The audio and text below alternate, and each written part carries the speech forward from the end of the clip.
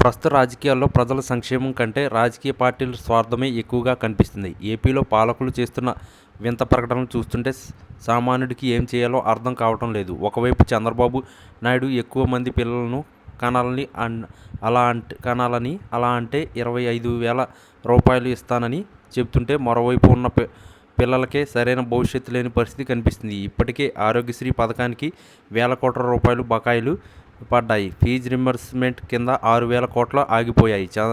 చదువుకున్న బిడ్డలను ఫీజులు కట్టలేని స్థితిలో తల్లిదండ్రులు ఉంటే కొత్తగా బిడ్డను కనమని చెప్పడం ఎంతవరకు సమంజసం అనిపిస్తుంది. గత 2 ఏళ్లలో కరెంట్ ఛార్జీల పేరుతో ప్రజల మీద 15,000 కోట్ల భారం వేశారు. ఇలాంటి కష్టాల్లో ఉన్నప్పుడు కొత్తగా 25,000 కోసం బిడ్డను కనడం అంటే అది కేవలం ఓటు కోసమే చేసే గారడీ అని చెప్పక తప్పదు.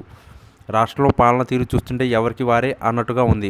జగన్మోహన్ రెడ్డి మద్యం అమ్మకాల్లో పెద్ద ఎత్తున అక్రమాలకు పాల్పడుతున్నారని విమర్శలు ఉన్నాయి. కనీసం డిపాజిట్లు పేమెంట్లకు అవకాశం లేకుండా కేవలం నగదు రూపంలోనే మద్యం అమ్మకాలు సాగిస్తూ కల్తీ మద్యాన్ని ప్రజలకు అంటగడుతున్నారు.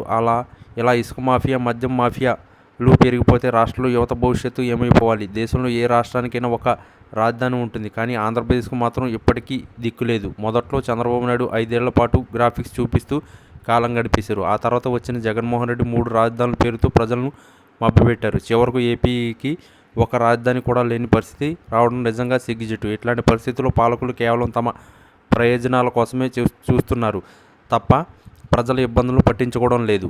రాష్ట్రానికి ప్రత్యేక హోదా వస్తేనే వేల సంఖ్యలో పరిశ్రమలు వస్తాయి, ట్యాక్సులు ఉండవు, కాబట్టి కంపెనీలు పెట్టుబడులు పెడతాయి, తద్వారా మన బిడ్డలను ఉద్యోగాలు దొరుకుతాయి. కానీ చంద్రబాబు కానీ జగన్ కానీ బీజేపీని గట్టిగా అడిగే ధైర్యం చేయడం లేదు. అందరూ కేంద్రానికి లొంగిపోయి ఉంటున్నారు తప్ప రాష్ట్ర ప్రయోజనాల కోసం పోరాటం చేయడం లేదు. ఈ పరిస్థితిలో మార్పు రావాలంటే కేవలం కాంగ్రెస్ పార్టీ వల్లే సాధ్యం అవుతుంది.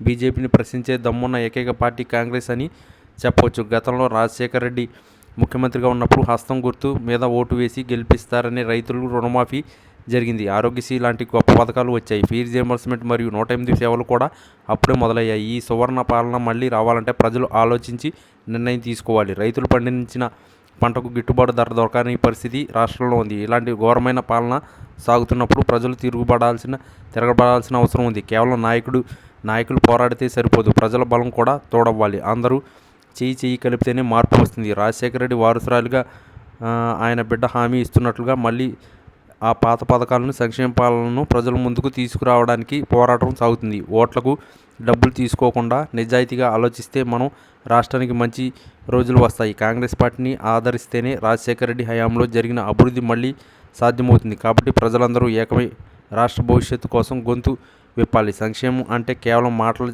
చెప్పడం కాదు, చేతల్లో చూపించాలని ఈ పోరాటం నిరూపిస్తుంది.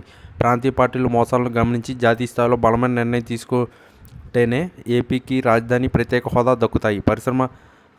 పరిశ్రమలు వచ్చి యువతకు ఉపాధి దొరుకుతుంది. అప్పుడే రాష్ట్ర అభివృద్ధి పథంలో ముందుకు సాగుతుంది. ఒక్కరుగా కాకుండా అందరూ కలిసి పోరాడితేనే ఈ లక్ష్యం నెరవేరుతుంది. మళ్ళీ రాజశేఖర రెడ్డి పాలనను తెచ్చుకోవడానికి ప్రతి ఒక్కరూ సిద్ధం కావాలి. అప్పుడే రాష్ట్ర సమస్యలకు శాశ్వత పరిష్కారం దొరుకుతుంది. మన బిడ్డ భవిష్యత్తు కూడా బాగుంటుంది.